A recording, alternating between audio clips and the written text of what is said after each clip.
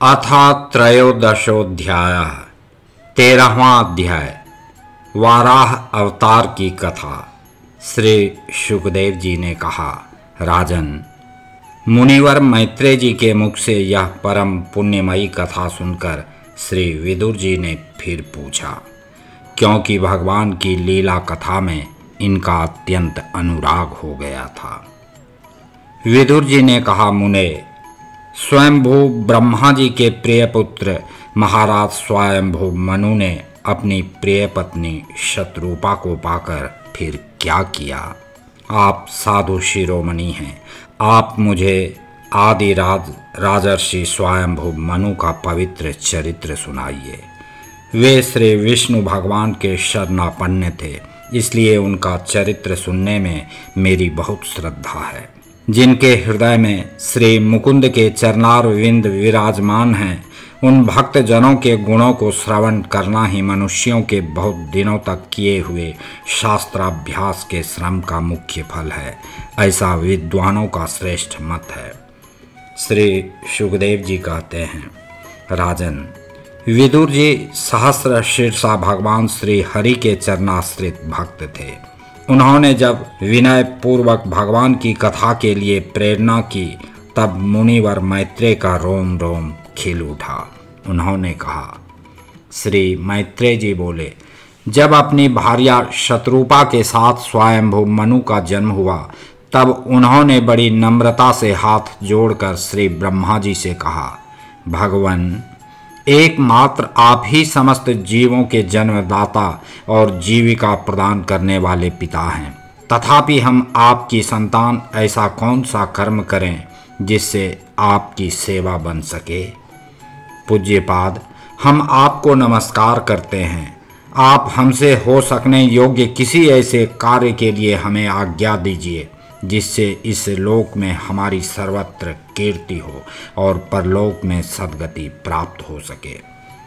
श्री ब्रह्मा जी ने कहा, तात, पृथ्वीपते, तुम दोनों का कल्याण हो। मैं तुमसे बहुत प्रसन्न हूँ, क्योंकि तुमने निष्कपट भाव से मुझे आज्ञा दीजिए यों कहकर मुझे आत्मसमर्पण किया है। वीर, पुत्रों को अपने पिता की इसी रूप में पूजा करनी चाहिए। उन्हें उचित है कि दूसरों के प्रति ईर्ष्या का भाव न रखकर जहाँ तक बने उनकी आज्ञा का आदर पूर्वक सावधानी से पालन करें। तुम अपनी इस भार्या से अपने ही समान गुणवती संतति उत्पन्न करके धर्म पूर्वक पृथ्वी का पालन करो और यज्ञों द्वारा श्री हरि की आराधना करो।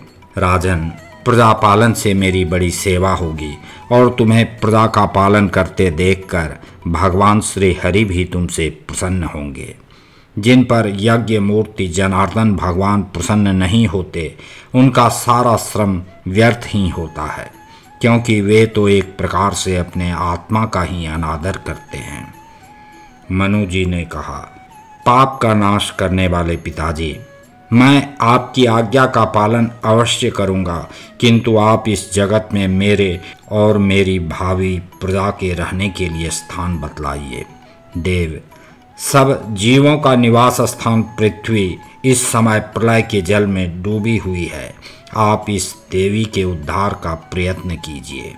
श्री मैत्रेय जी ने कहा, पृथ्वी को इस प्रकार अथाह जल में डूबी देखकर ब्रह्मा जी बहुत देर तक मन में यह सोचते रहे कि इसे कैसे निकालूं। जिस समय मैं लोक रचना में लगा हुआ था, उस समय पृथ्वी जल में डूब जाने से रसातल को चली गई। हम लोग सृष्टि कार्य में नियुक्त हैं, अतः इसके लिए हमें क्या करना चाहिए? अब तो जिनके संकल्प मात्र से मेरा जन्म हुआ है, वे सर्वशक्तिमान श्री हरि ही मेरा यह काम पूरा करें। निष्पाप विदुर जी, ब्रह्मा जी इस प्रकार विचार कर ही रहे थे कि उनके नासा छिद्र से अकस्मात अंगूठे के बराबर आकार का एक वराह शिशु निकला। भारत, बड़े आश्चर्य की बात तो यही हुई कि आकाश में खड़ा हुआ वह वराह शिशु ब्रह्मा जी के देखते ही देखते बड़ा होकर क्षण भर में हाथी के बराबर हो गया। उस विशाल वराह मूर्ति को देखकर मरीचि आदि मुनिजन, सनकादि और स्वयंभू मनु के सहित श्री ब्रह्मा जी तरह तरह के विचार करने लगे। अहो, सूकर के रूप में आज यह कौन दिव्य प्राणी यहाँ प्रकट हुआ है? कैसा आश्चर्य है! यह अभी अभी मेरी नाक से निकला था। पहले तो यह अंगूठे के पोरवे के बराबर दिखाई देता था, किंतु एक क्षण में ही बड़ी भारी शिला के समान हो गया। अवश्य ही यज्ञ मूर्ति भगवान हम लोगों के मन को मोहित कर रहे हैं। ब्रह्मा जी और उनके पुत्र इस प्रकार सोच ही रहे थे कि भगवान यज्ञ पुरुष पर्वताकार होकर गरजने लगे। सर्वशक्तिमान श्री हरि ने अपनी गर्जना से दिशाओं को प्रतिध्वनित करके ब्रह्मा और श्रेष्ठ ब्राह्मणों को हर्ष से भर दिया। अपना खेद दूर करने वाली मायामय वराह भगवान की घुरघुराहट को सुनकर वे जनलोक, तपलोक और सत्यलोक निवासी मुनिगण तीनों वेदों के परम पवित्र मंत्रों से उनकी स्तुति करने लगे। भगवान के स्वरूप का वेदों में विस्तार से वर्णन किया गया है, अतः उन मुनीश्वरों ने जो स्तुति की उसे वेद रूप मानकर भगवान बड़े प्रसन्न हुए और एक बार फिर गरज कर देवताओं के हित के लिए गजराज की सी लीला करते हुए जल में घुस गए। पहले वे सूकर रूप भगवान पूंछ उठाकर बड़े वेग से आकाश में उछले और अपनी गर्दन के बालों को फटकार कर खुरों के आघात से बादलों को छितराने लगे। उनका शरीर बड़ा कठोर था, त्वचा पर कड़े कड़े बाल थे, दाढ़ें सफ़ेद थीं और नेत्रों से तेज निकल रहा था। उस समय उनकी बड़ी शोभा हो रही थी। भगवान स्वयं यज्ञ पुरुष हैं, तथापि सूकर रूप धारण करने के कारण अपनी नाक से सूंघ सूंघ कर पृथ्वी का पता लगा रहे थे। उनकी दाढ़ें बड़ी कठोर थीं। इस प्रकार यद्यपि वे बड़े क्रूर जान पड़ते थे, तथापि अपनी स्तुति करने वाले मरीचि आदि मुनियों की ओर बड़ी सौम्य दृष्टि से निहारते हुए उन्होंने जल में प्रवेश किया। जिस समय उनका वज्रमय पर्वत के समान कठोर कलेवर जल में गिरा, तब उसके वेग से मानो समुद्र का पेट फट गया और उसमें बादलों की गड़गड़ाहट के समान बड़ा भीषण शब्द हुआ। उस समय ऐसा जान पड़ता था मानो अपनी उत्ताल तरंग रूप भुजाओं को उठाकर वह बड़े आर्त स्वर से हे यज्ञेश्वर मेरी रक्षा करो, इस प्रकार पुकार रहा है। तब भगवान यज्ञ मूर्ति अपने बाण के समान पैने खुरों से जल को चीरते हुए उस अपार जल राशि के उस पार पहुँचे। वहाँ रसातल में उन्होंने समस्त जीवों की आश्रय भूता पृथ्वी को देखा, जिसे कल्पांत में शयन करने के लिए उद्यत श्री हरि ने स्वयं अपने ही उदर में लीन कर लिया था। फिर वे जल में डूबी हुई पृथ्वी को अपनी दाढ़ों पर लेकर रसातल से ऊपर आए। उस समय उनकी बड़ी शोभा हो रही थी। जल से बाहर आते समय उनके मार्ग में विघ्न डालने के लिए महापराक्रमी हिरण्याक्ष ने जल के भीतर ही उन पर गदा से आक्रमण किया। इससे उनका क्रोध चक्र के समान तीक्ष्ण हो गया और उन्होंने उसे लीला से ही इस प्रकार मार डाला जैसे सिंह हाथी को मार डालता है। उस समय उसके रक्त से थुथनी तथा कनपटी सन जाने के कारण वे ऐसे जान पड़ते थे मानो कोई गजराज लाल मिट्टी के टीले में टक्कर मार कर आया हो। तात जैसे गजराज अपने दांतों पर कमल पुष्प धारण कर ले, उसी प्रकार अपने सफ़ेद दांतों की नोक पर पृथ्वी को धारण कर जल से बाहर निकलते हुए तमाल के समान नील वर्ण वराह भगवान को देखकर ब्रह्मा, मरीचि आदि को निश्चय हो गया कि ये भगवान ही हैं। तब वे हाथ जोड़कर वेद वाक्यों से उनकी स्तुति करने लगे। ऋषियों ने कहा, भगवान अजित आपकी जय हो यज्ञपते, आप अपने वेदत्रयी रूप विग्रह को फटकार रहे हैं, आपको नमस्कार है। आपके रोम कूपों में संपूर्ण यज्ञ लीन हैं। आपने पृथ्वी का उद्धार करने के लिए ही यह सूकर रूप धारण किया है, आपको नमस्कार है। देव, दुराचारियों को आपके शरीर का दर्शन होना अत्यंत कठिन है, क्योंकि यह यज्ञ रूप है। इसकी त्वचा में गायत्री आदि छंद, रोमावली में कुश, नेत्रों में घृत तथा चारों चरणों में होता, अर्धवायु, उद्गाता और ब्रह्मा, इन चारों ऋत्विजों के कर्म हैं। ईश, आपकी थुथनी अर्थात मुख के अग्रभाग में श्रुक है, नासिका छिद्रों में श्रुवा है, उदर में ईडा अर्थात यज्ञीय भक्षण पात्र है, कानों में चमस है, मुख में प्राशित्र अर्थात ब्रह्म भाग पात्र है और कंठ छिद्र में ग्रह अर्थात सोम पात्र है। भगवान, आपका जो चबाना है वही अग्निहोत्र है। बार बार अवतार लेना यज्ञ स्वरूप आपकी दीक्षणीय इष्टि है। गर्दन उपसद अर्थात 3 यष्टियाँ हैं, दोनों दाढ़ें प्रायणीय अर्थात दीक्षा के बाद की इष्टि और उदयनीय अर्थात यज्ञ समाप्ति की इष्टि हैं। जिह्वा प्रवर्ग्य अर्थात प्रत्येक उपसद के पूर्व किया जाने वाला महावेद नामक कर्म है।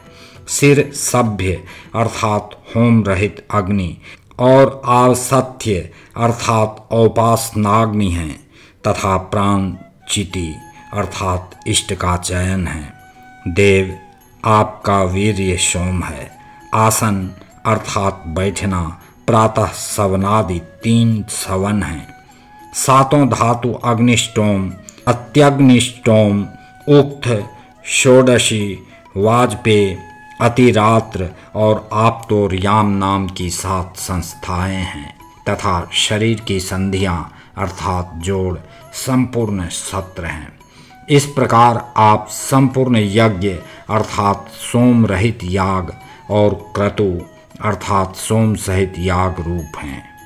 यज्ञानुष्ठान रूप इष्टियाँ आपके अंगों को मिलाए रखने वाली मांसपेशियाँ हैं। समस्त मंत्र, देवता, द्रव्य, यज्ञ और कर्म आपके ही स्वरूप हैं, आपको नमस्कार है। वैराग्य, भक्ति और मन की एकाग्रता से जिस ज्ञान का अनुभव होता है वह आपका स्वरूप ही है तथा आप ही सबके विद्या गुरु हैं, आपको पुनः पुनः प्रणाम है। पृथ्वी को धारण करने वाले भगवान, आपकी दाढ़ों की नोक पर रखी हुई यह पर्वतादि मंडित पृथ्वी ऐसी सुशोभित हो रही है जैसे वन में से निकलकर बाहर आए हुए किसी गजराज के दांतों पर पत्र युक्त कमलनी रखी हो। आपके दांतों पर रखे हुए भूमंडल के सहित आपका यह वेदमय वराह विग्रह ऐसा सुशोभित हो रहा है जैसे शिखरों पर छाई हुई मेघमाला से कुल पर्वत की शोभा होती है। पृथ्वी को जल पर स्थापित कीजिए। आप जगत के पिता हैं और अरणी में अग्नि स्थापन के समान आपने इसमें धारण शक्ति रूप अपना तेज स्थापित किया है। हम आपको और इस पृथ्वी माता को प्रणाम करते हैं। प्रभु, रसातल में डूबी हुई इस पृथ्वी को निकालने का साहस आपके सिवा और कौन कर सकता था, किंतु आप तो संपूर्ण आश्चर्यों के आश्रय हैं। आपके लिए यह कोई आश्चर्य की बात नहीं है। आपने ही तो अपनी माया से इस अत्याश्चर्यमय विश्व की रचना की है। जब आप अपने वेदमय विग्रह को हिलाते हैं तब हमारे ऊपर आपकी गर्दन के बालों से झरती हुई शीतल जल की बूंदें गिरती हैं। ईश, उनसे भीग कर हम जनलोक, तपलोक और सत्यलोक में रहने वाले मुनिजन सर्वथा पवित्र हो जाते हैं। जो पुरुष आपके कर्मों का पार पाना चाहता है अवश्य ही उसकी बुद्धि नष्ट हो गई है, क्योंकि आपके कर्मों का कोई पार ही नहीं है। आपकी ही योग माया के सत्वादि गुणों से यह सारा जगत मोहित हो रहा है। भगवान, आप इसका कल्याण कीजिए। श्री मैत्रेय जी कहते हैं, विदुर जी, उन ब्रह्मवादी मुनियों के इस प्रकार स्तुति करने पर सबकी रक्षा करने वाले वराह भगवान ने अपने खुरों से जल को स्तंभित कर उस पर पृथ्वी को स्थापित कर दिया। इस प्रकार रसातल से लीला पूर्वक लाई हुई पृथ्वी को जल पर रखकर वे विश्वक्सेन प्रजापति भगवान श्री हरि अंतर्धान हो गए। विदुर जी, भगवान के लीलामय चरित्र अत्यंत कीर्तनीय हैं और उनमें लगी हुई बुद्धि सब प्रकार के पाप तापों को दूर कर देती है। जो पुरुष उनकी इस मंगलमयी मंजुल कथा को भक्ति भाव से सुनता या सुनाता है, उसके प्रति भक्तवत्सल भगवान अंतस्थल से बहुत शीघ्र प्रसन्न हो जाते हैं। भगवान तो सभी कामनाओं को पूर्ण करने में समर्थ हैं। उनके प्रसन्न होने पर संसार में क्या दुर्लभ है।